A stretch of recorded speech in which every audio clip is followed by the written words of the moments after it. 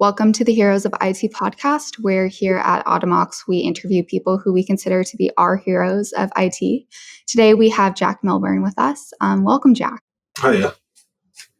It's great to have you here.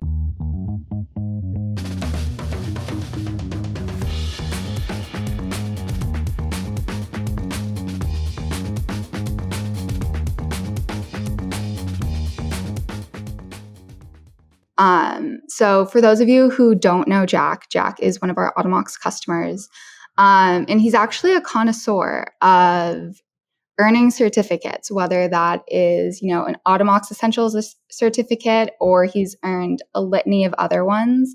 And we have him here today to talk about both Automox University and the skills gap in IT. I'm very excited to jump into our conversation today.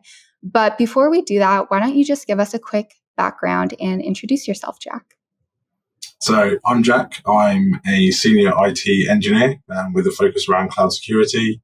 I've been doing this for about 15 years now and developed kind of a unique set of skills, which is also broad due to the strategy work I do.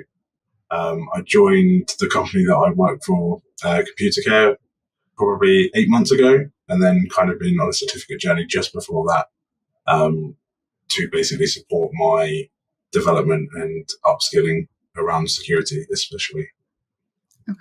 Can you give us a list of all of the certificates that you've earned recently? So it's a mix of what I class as like proper certificates and obviously like tools that we use. So Automox, all three, Trend, basically everything that they offer, which are another tool we use, Cyrisma, a couple of Security Ninja certificates, as well as all the AZ, SC, MS 900, working on AZ 104 currently. So they're like over the last couple of months, which I've achieved just based off of obviously expanding into cloud security, as well as the tools we use and developing them as basically the owner of the product within our company. Yeah. Awesome. That's great. So let's kick off with, your background with Automox. I know that you said that you're newer to the company that you work at. I feel like 8 months is kind of the sweet spot where you know everyone and you know how processes work and you're kind of just starting to get your hands dirty with it. So how do you use Automox?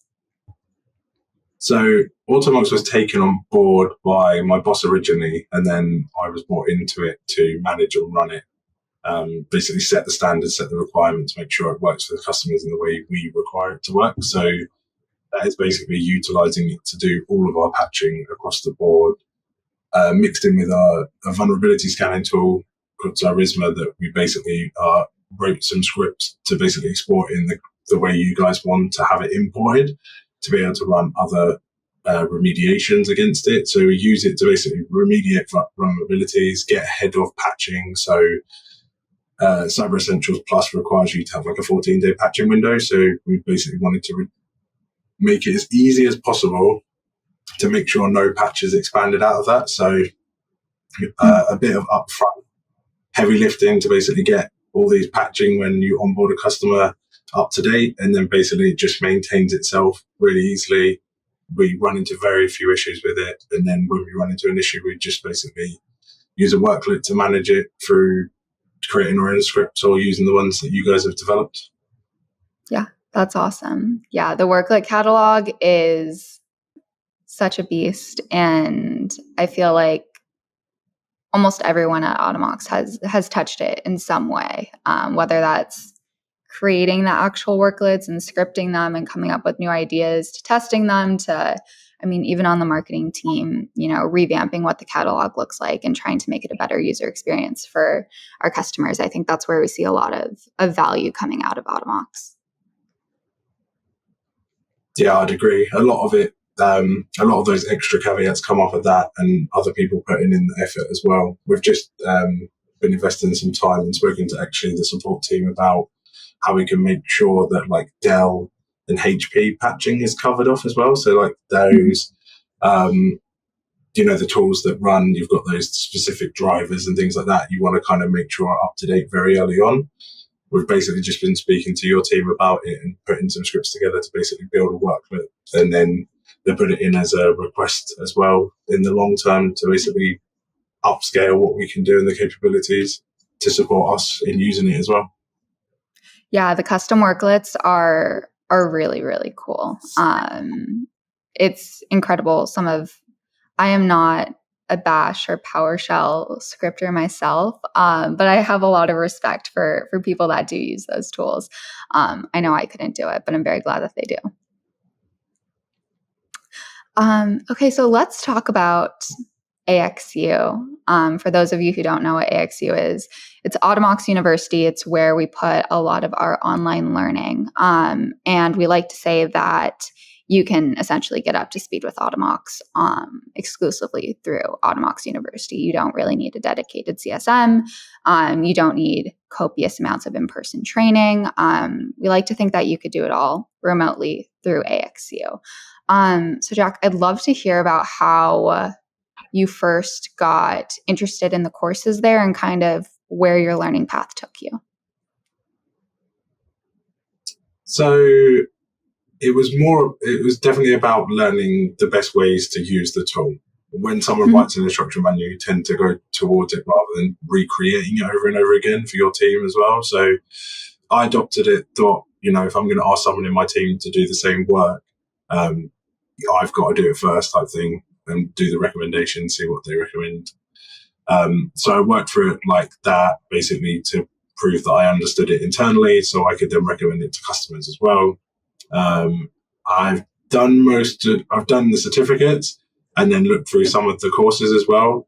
But because I'm using it every day, because I'm developing in it, because I'm building it up, it's mainly the key things that I don't understand or I'm not sure the best way to do that I go and then pick up. But one of my team members that works on this with me is working through the courses because he has less hands-on, because he's doing the day-to-day like tick box exercises rather than the actual widespread of like designing it, setting the standards type thing across it. So they've been really helpful.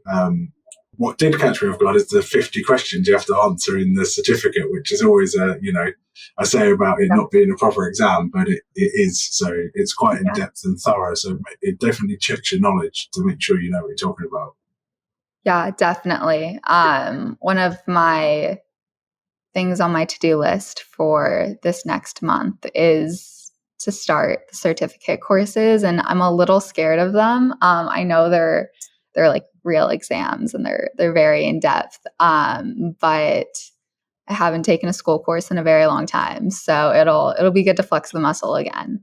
For those of you listening in and haven't explored AXU or the certificate courses, there are 3 different courses, and they kind of vary in the amount of complexity and skill required to pass each one. So we start off with level 1, and then you progress to level 2.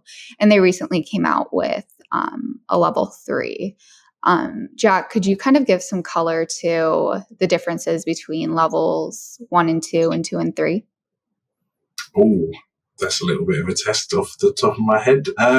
So it takes it from understanding kind of like the GUI and how you would use it to just like create a policy, to then being how you would create a custom policy that specifically targets like Patch Tuesdays for Windows updates, which is something they've just covered off in a blog as well, to support that. So, do you want to patch them early? Do you want to patch them late? Things like that, and making it more specific around what packages you're going to use and select, and basically ticking a lot of boxes rather than just doing a general, this is a critical update. This is how you basically apply it to a group. And then in the third part, you start working towards like worklets. So these are scripts that people have developed, or the guys at Automox have developed, being able to support other things. So if a device is 30 days plus out of use, then you can just run this command against it or schedule it, and it will just remove those. So you're not being billed against it. You haven't got things skewing your patching in the system. So it makes it really organized, keeps your house in order, so to speak. Yeah, definitely. I think speaking to the team, to our Automox University team and customer success team, Automox works a lot with really small, really lean IT teams that, can range from one person to three to maybe it's a larger team of, 5 or 10 people, but they each have so many responsibilities that we are finding that I think a lot of IT teams will have like one super user for each tool. And then, things happen like someone gets sick, they go on maternity or paternity leave, they get a different opportunity, they get promoted. And then it's like, okay, well, how do you transfer all of that knowledge from one tool to someone else? And I think that Automox University does a really great job of trying to make everyone in line with that knowledge of being a super user. I know that right now in IT, there's a lot of conversation around there being like a skills gap in IT, and having those super hyper niche, specialized super users, and how it may not extend to the entire team, especially with the growth of SaaS products that are developed to kind of tackle one very specific problem. I'd love to get your take on, the skills gap and how you stay ahead of that. And, if you've seen any impact on your team or people that you've worked with before. So I'd say a lot more previously. I've been quite lucky when I joined Computer Care that a lot of people have a little bit of different focus. Obviously, we're primarily Azure users, so Microsoft Entra focused, Azure focused. So we have a lot of their courses, for example, overlap, but then you have specialization. So like our team is segregated to a degree where if it's something that's like conditional access or role-based action control, I would focus on it. But if it's building a VM, it might be someone else. But they kind of overlap, so everyone understands, but no one just specializes until it gets to like the very top tier. So it spreads your team in a way that you're able to cover loads of different areas and split your resources well. But a lot of the time in the past, you ended up with people, especially in the lower tiers, like the first and second line, the development is really hard to get the exposure. But with automation, I feel like it's becoming easier. So you can automate those laptop creations, those password resets, those things like that, like the patching. You're not having to manage it every day. And that then gives you the ability to learn, study, and progress up your career rather than focusing on the things that, are kind of like very low system admin things rather than that first, second line and be able to get the development in. So as much as I felt like there was larger skill gaps before, and there still is, it depends on how a company approaches it as well. So it's just about understanding what you want and taking on board those bits and actually pursuing what you're interested in as well, but also making sure you align with what your your company's dynamic is as well. So if they have a set requirement, go after that, but then utilize that to then go after something you want, so you can cover both off. Yeah, definitely. I think that company culture probably plays a larger factor than any of us are aware of.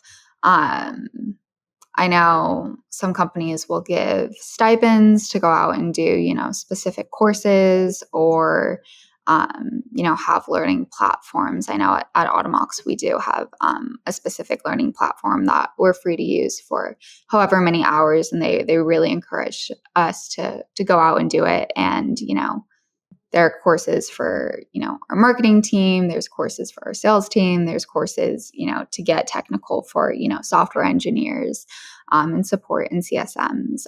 So everyone has their own little specific piece of learning on there, which I think I really appreciate. But I think that's a really, really great takeaway for anyone listening who finds themselves dealing with a skills gap is how can you incorporate that learning into your culture on your team. I'd agree. Awesome. Well, Jack, thank you so much. This has been an awesome conversation. If anyone is listening and they find themselves curious on the certificates that Jack continues to collect, definitely go